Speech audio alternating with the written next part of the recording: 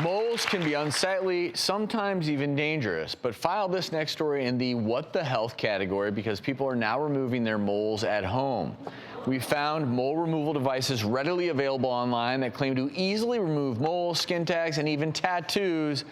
And I know, Dr. Batra, how you're going to feel about DIY mole removal. This is a terrible idea, and I think you already knew I was going to say that.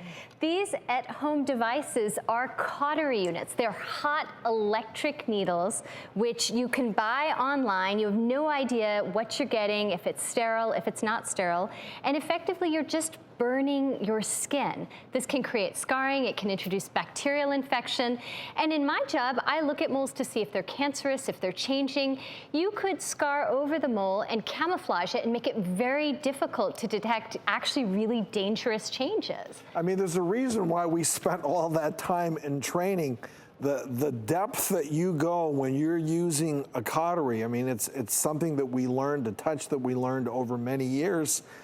You can go too deep and boom, you've lost your skin, your epidermis, your dermis. You're going to have a horrible scar. Aren't medical devices supposed to be regulated?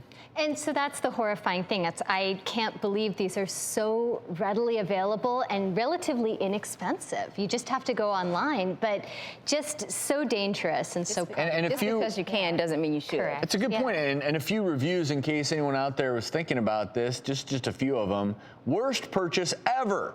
This is the worst thing I've ever purchased. It's basically a soldering iron. You can get the same results with a hot needle. Be prepared with lots of burn cream. If you're lucky, you will end up with lots of scars and hopefully not a severe infection. Another review, do not buy this item. This thing is dangerous and so not worth it.